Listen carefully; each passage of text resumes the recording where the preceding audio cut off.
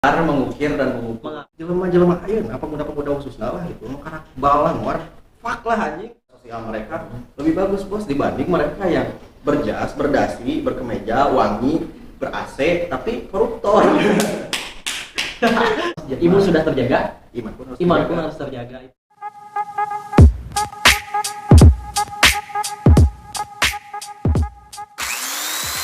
Oke gengs, ketemu lagi sama gua Dinman Levi. Cita-cita naik haji, boom. Hari ini kedatangan Adam Yajid. Jadi ini teman gua waktu SMP kelas 1 sampai sekarang. Dia punya channel juga namanya Ngopi Underground ya. Kita lagi collab. Jadi masuk vlog di hari gua juga.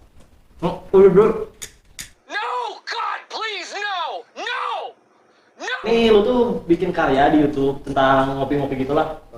Itu ada singkatannya nggak sih kayak Ngopi Underground itu? Ada makna tersendiri nggak buat lo sendiri gitu? Oh, Ngopi Underground. Iya. Kenapa Ngopi Underground gitu? Iya. Mungkin kalau misalkan dari kenapa Ngopi Underground karena memang Santai gengs ya. sebelum-sebelumnya bro gini. Jadi dulu itu ataupun setiap hari lah rutinitas gua itu emang ngopi, nongkrong gitu. Bersosial aja. Gua mengambil istilah Ngopi Underground di konten gua karena ngopi itu gua punya suatu plesetan tersendiri lah, makna ataupun definisi tersendiri.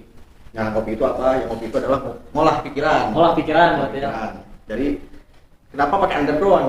Karena underground itu gua mengistilahkan kalangan gua karena underground secara bahasa ataupun secara definisi dalam bahasa Inggris di bawah tanah. Tapi gua kan manusia nih. Kalau tanah itu kan secara Tuhan menciptakan manusia itu kan lewat tanah. Betul. Nah, jadi tanahnya itu gua ambil kesimpulan bahwa bukan hanya di bawah tanah, tapi gua sebagai masyarakat di kalangan menengah ke bawah yang mempunyai suatu pendapat ataupun idealisme yang ingin dikemukakan, dipublikasikan, dan tergantung juga gitu ya bahwa ketika gua membuat konten juga harus memikirkan ada beberapa hal yang memang bukan hanya sekedar eksistensi saja kan. Kan terkadang orang-orang itu ke YouTube itu hanya sekedar gaya-gaya doang, hanya sekedar ingin beli mobil 2 juta. Ada yang murah gitu, ada yang mahal. Jadi orang-orang itu kebanyakan hanya ingin mencari popularitas doang bro. Tapi gua kan sebelum-sebelumnya juga bukan manusia biasa gua hanya manusia biasa kan. Gua hanya orang yang memang tidak dikenal dan bukan siapa-siapa. Tiba-tiba muncul di bawah gitu ya. Tiba-tiba muncul di YouTube. Memang gitu ya. Gua juga kan mikirnya kayak gini. Karena di YouTube itu kan ibaratin kalau kita bukan siapa-siapa dan banyak kalangan atas yang memang bermain juga di YouTube. Ibaratin gua itu adalah 0 berbanding 11. 0 berbanding 100. Karena gua gak punya misalkan followers lah, biasa-biasa aja gitu. Kalangan pun, relasi pun biasa-biasa saja. Tapi kenapa gua bisa ke YouTube? Ya di situ kita berkarya bro, berkarya. Entah itu lu punya idealisme ataupun lu punya keinginan apapun, kalau misalkan bisa dipublikasikan, yang intinya berbibit dan berbobot ya. Beredukasi lah gitu ya, buat orang-orang yang agak-agak kurang bermutu. Ya bisa jadi seperti itu. Kita itu perlu suatu hal yang memang di tongkrongan itu menjadi tongkrongan yang berkualitas. Tidak hanya sekedar ngariung-ngariung ngumpul lah. Nawan sih maksudnya, mbeknya ngariung gitu, ngariung ngumpul mah gitu. Bebek misalkan. Iya sih, emang gua juga ngerasain kalau misalnya sekumpulan gua gitu lah. Kadang kalau misalnya udah pulang kampus atau ngumpul atau ngopi lah. Kelanda misalnya, pasti ada HP, ada kopi, game. Kalau gua bilang ya, yang orang-orang misalkan dalam ngariung-ngariung lah, pokoknya ngariung-ngariung, main game, gua bisa sebut mereka itu adalah komunitas HP miring. Dan anaknya pun miring. Nah, itu ngerubah pola pikirnya gitu gimana? Konten kayak lu itu emang berbobot sekali lah menurut gua. Plus pokoknya di konten-konten Adam ini emang bikin gua congok banget gitu ya. Maksudnya karena mengukir dan mengukur.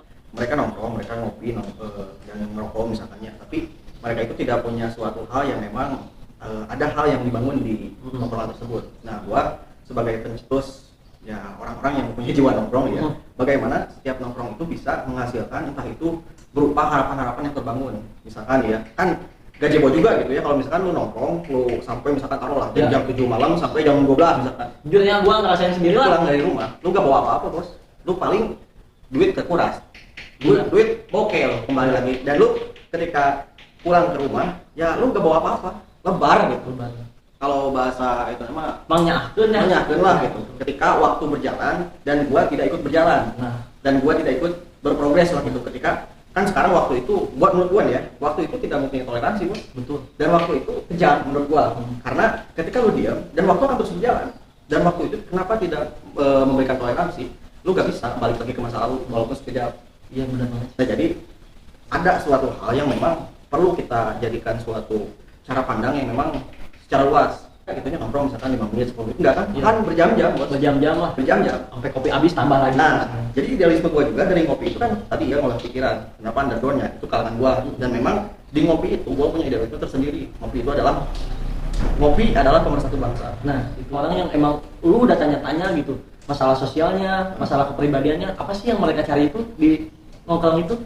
Dan di sini juga kita belajar ya guys, bukan kita semena-mena bikin konten gimana. Jadi di sini saling melengkapi, di mana kekurangan kita yang ada sulit kita ubah. Nah, itu kan ngolah pikiran. Tapi di ngolah pikirannya itu ada diskusi, ada juga edukasi.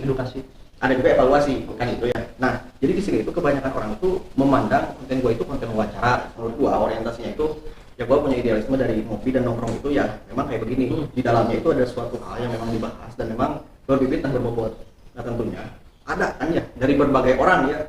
Kan orang itu punya sudut pandang berbeda-beda, Bos. Ya, jadi ada suatu daya tarik buat gua membuat konten dengan ya tanda kutip lah orang yang bukan siapa-siapa. Tapi gua kalau yang sama dia misalkan ngobrol gitu. Iya benar. Bukan masalah kalau di Islam itu gua diajarin bahwa kita itu jangan memandang sosoknya, tapi apa yang dibicarakan. Nah, itu ya. Itu banget. Karena kalau misalkan gua memandang sosoknya anjing. Sosok mana sih ya, Bang? Karena kan gua juga bersahabat dengan beberapa orang-orang memang secara penampilan itu udah taruh lah misalkan anak-anak punk gitu ya. Walaupun dia bertato, dia wah setelannya ya taruh lah misalkan Ngeri lah. Tapi Mantan bisa di cross check kepedulian mereka, humanisme mereka, hubungan dengan manusia, sosial mereka lebih bagus, Bos, dibanding mereka yang berjas, berdasi, berkemeja, wangi, ber-AC tapi koruptor. itu quotes dari Adam yang gue suka ya guys. Jadi bisa memandang satu objek ataupun orang itu dari penampilan. Iya benar. Tapi dari isi, dari ya kenali diri lah, kenali seseorang itu bukan dari katanya, tapi nyatanya kan. Jangan lu kenal gua lah dan SMP dan bareng sampai sekarang. Lu udah tahu kan karakter gua seperti apa dan sebagainya. Lebih ke mengubah cara pandang stigma ataupun stigma masyarakat tentang demokrasi. Nah, jadi kan di demokrasi kan bagaimana setiap orang itu bebas berpendapat dan kita menghargai apa yang memang dia suarakan. Nah, konten gue itu lebih ingin mengekspos orang-orang yang mempunyai idealisme ataupun mempunyai suatu pengetahuan yang memang walaupun ada kritik tapi plus solusi. Kita mengkritik itu dengan penuh kasih sayang untuk perubahan, bukan untuk rebahan. Nah, untuk perubahan bukan untuk rebahan. Jadi gua tak tahu mau benar apa belum goblok bisa kalau benar karena itu lebih ke ngelihat apa sih luarnya dulu sebelum cangkang dalamnya gitu tuh. Mungkin pertama pengalamannya, wawasannya, gagasannya dan kosakata ataupun pembenaran kata yang memang dia pahami. Betul. Jadi bukan sembarang orang yang memang kan kebanyakan kayak gini kasusnya, Bro. Ketika gua di YouTube banyak orang-orang, itu konten lu.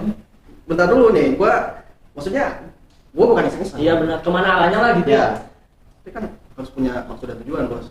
Tidak hanya semata-mata ingin ngobrol-ngobrol saja, bukan guyonan kan ini. Iya. Tapi memang supaya mereka ataupun viewers yang menonton itu bisa terbuka cara pandangnya, Bos. Nah, yang ketiga ya pertanyaannya, nih menurut gua sendiri ya guys, ini ke Adam ya. Jadi pas dulu tuh dia tuh emang anaknya gimana ya dong ya? Stigma alatnya tuh emang beda sama yang sekarang gitu. Dan gua mau tanya nih pribadi lu kan, lu tahu sendiri lah kesiangan, tawuran, pastilah semua juga ada jalurnya gitu. Dan membuat konten-konten kayak gini, lu punya motivasi dari siapa sih? Gimana sih gitu maksudnya? Oke, satu orang adalah teman gua. Kalau misalkan lu nonton, good job lah buat lu. Good job ya. Jadi ada satu orang yang memang ketika ke tongkrongan itu membawa atmosfer yang berbeda, suatu diskusi yang memang membuat gua tertarik dan memang anjing, iya keren bisa emang ketika nongkrong tapi membahas suatu kebenaran. Wah, ngopi terus gitunya. Dan memang kalau gua sendiri gitu ya orangnya ketika gua mendapatkan informasi entah itu berupa subjektif atau objektif kan, dan ketika makan itu kan lu gak langsung telan kan, ada prosesnya punya dulu supaya memang bisa terolah lah gitu ketika masuk ke badan lu kan. Di badan juga kan ada metabolisme tubuh kan, karena kan kalau misalkan menganalogikan makanan itu ada filter itu kan ada dua kemungkinan, Bos, ada gizi ada tai. Iya benar. Gizi yang membuat metabolisme kita jadi kuat, tapi tai membuat darinya kotoran di piceuna. Ada kisah Nabi Ibrahim yang memang jadi inspirasi gua. Nabi Ibrahim itu kan mencari Tuhan, Bos, cari Tuhan dari hal yang terkecil sampai hal yang terbesar, sampai konkretnya kayak gini lah, ketika dia melihat langit berganti siang dan malam, ada matahari, ada bulan, ada bintang dan sebagainya, sehingga dari kan semua pasti ada yang menciptakan, pasti di sana jati diri dia lah terbangun. Ya, walaupun karena kan si Nabi Ibrahim tidak terbakar di api tapi tidak terbakar, Bos. Karena Gitu. ya lu tahu sendiri lah, ketika adanya sebuah perubahan dalam diri, ya lu harus, kan kebanyakan mencari jati diri cara raduk gitu. Iya. Cara raduk mencari Hijrah, hashtag hijrah. Nah, hijrah itu kan populer sekarang ya. Emang. Karena banyaknya mainstream dari apa sih uploadan di Snap WA, Story WA, Al-Qur'an. Terjemahannya masukin. Nah, gua jujur sendiri gua gitu. Padahal maksudnya buat apa sih gitu? Kalau emang lu harus hijrah, lu harus buktiin jati diri lu sebenarnya gitu. Ada kan kalau misalkan kubis itu kan kebanyakan itu keresahan Keresahan. kegelisahan kan banyak ya. Nah itu teh termasuk dari tadi konteks hijrah itu kan sekarang itu lagi populer ya di kalangan pemuda. Tapi sebelum-sebelumnya kan tiis bos. Iya emang. Yang dulunya tidak sholat jadi sholat itu kan disebut hijrah. Kalau sekarang kalau misalkan di Bandung mah shift lah. Shift kalau di komputer atau di keyboard kan shift itu kan berpindah. Pemuda-pemuda keren-keren lah pokoknya kalau kalangan sekarang. Kebanyakan itu yang mereka udah berubah. Karena kalau misalkan baru nakal, tinggal zaman bos. Ini udah hari zaman bos, udah mentok ini. Adanya corona, ada apa sih konspirasi dan sebagainya. Jujur sih gua juga ngerasa kegeser dikit Ya, mata kan maksudnya jelema-jelema ayeuna apa pemuda-pemuda khususna lah gitu. Nu karak balang war.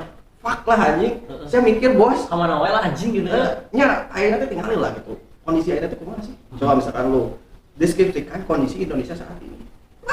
Kacau ya. Ya, konkretnya gini lah, sedang tidak baik-baik saja.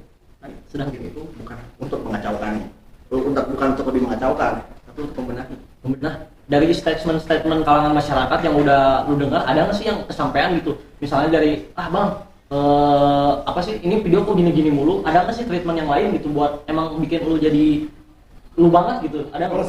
Step-step itu mah memang sudah ada di pikiran gitu ya. Yeah. Seperti halnya ketika bikin konten itu bagaimana, walaupun singkat tapi padat gitu, walaupun sekilas tapi membekas. Ngobrol doang, kayak gampang gitu ngobrol-ngobrol doang, padahal tanggung jawabnya lebih besar bos. Ataupun yang berkaitan dengan hal-hal yang ada di sekitar kita, itu kan pasti dituntut untuk bergerak. Ketika lu menyuarakan, lu harus bergerak. Itu sebetulnya konten yang seperti ini itu lebih besar tanggung jawabnya. Misalkan podcast, ramai podcast, orang-orang bikin podcast, Obedi Kubza misalkan, ya kan, wah luar biasa lah, ya otomatis kan kita menyesuaikan dengan kalangan kita. Nah di situ juga kita harus diiringi dengan perubahan yang ada, bukan hanya sekedar keluar-keluar doang. Karena kan kebanyakan orang-orang itu, wah anjing lu hanya keluar-keluar di media sosial doang, lu geraknya mana ke sebagainya. Bos, punten, ketika kita membuat suatu konten, entah itu berupa orang-orang menyaksikan kita itu, oh ini benar juga nih yang dia ngomongin, itu juga sudah proses bos, bisa bergerak, gitu. Supaya memang lebih bisa menyebarluaskan kesadaran. Kita mempunyai kesadaran, kegelisahan, keresahannya kita bukan lagi tepakeunnya, tapi supaya memang orang-orang itu bisa merasakan apa yang kita rasakan. Karena yang kita rasakan itu bukan hanya untuk kita, tapi untuk mereka juga. Edukasi biar orang-orang sadar lah ngelihat Indonesia yang sedang tidak baik-baik saja ini gitu. Ya, untuk meringankan beban pemerintah, bos. Ya, karena pemerintah kan nggak bisa langsung terjun ke para masyarakat kan. Ya. Adanya media, adanya suatu ya YouTube lah gitu, supaya memang dari berbagai kalangan bisa bisa melihat lah gitu bahwa ada sesuatu hal ataupun perubahan yang memang kita bangun itu ya untuk kebersamaan kita, bukan untuk kepentingan pribadi atau memberikan suatu motivasi dan sebagainya. Karya misalnya. Ya, untuk ngobrol-ngobrol yang memang ingin membangun suatu perubahan yang lebih baik ke depannya, ya itu ya harus disuarakan. Karena kalau tidak disuarakan, lebar sekali bos. Kita itu harus mendukung apa yang kita edukasikan buat ke media-media sosial ini. Jangan dipakai konten-konten kayak receh gitu lah, kayak udah banyak lah maksudnya for all ini semuanya. Nah, di wabah corona ini apa sih yang lu harapkan buat konten lu ke depannya? Pertama, ya kita ikhtiar saja menjaga metabolisme tubuh kita, imun kita. Tapi jangan lupa kalau misalkan imun sudah terjaga, iman pun harus dijaga. Iman sudah terjaga, iman pun harus terjaga. Kalau misalkan masalah pandemi seperti ini, ya kembali lagi pada kita bos. Karena kan kalau berbicara tentang pendapat itu pasti luas karena ada kaitan tentang konspirasi. Nah, jadi gua tidak merekomendasikan dan tidak ingin membahas konspirasi lebih dalam, tapi ya itu cari aja menurut lo. Kalau misalkan menurut lo penasaran, lo ingin mencari dan sebagainya, cari aja. Emang udah banyak sih, emang cerita-cerita yang kayak Cina emang ngejual penyakit ini biar dia tuh kaya. Biar emang APD semua dari peralatannya juga dibeli sama Indonesia dan dianya juga kaya. Tapi gua sih nihil adanya kayak percaya gitu yang harus gua jalanin sekarang. Yang kata tadi lu apa? Jangan macem-macem. Jaga diri baik-baik karena Indonesia sedang tidak baik-baik saja. Kalau kata kasino gitu kalau sama. Kasino ya? Kalau kita hidup di negara yang sedang sakit dan jagalah kota kita supaya tetap waras. Nah jadi tertawa sebelum Ditertawakan, dilarang. Kan dalam pemikiran tanpa ada prasangka. Oh, merdeka dalam pemikiran tanpa ada prasangka, enggak? Itu harus dari Jadi statement ditanamkan di diri kita lah pokoknya. Implementasikan bagi diri. Implementasikan juga. Itulah intinya Pak, ya, Tentang sekalian bikin konten ya. Ini Teruskan jauh-jauh aja. kita udah membahas tentang apa sih yang ada di jati diri Adam itu, membuat konten di Ngopi Underground ya. Kita ini lagi collab. Jadi buat kedepannya saksikan terus channel Adin Malevi, cita-cita naik haji. Boom! Sampai ketemu lagi di part berikutnya.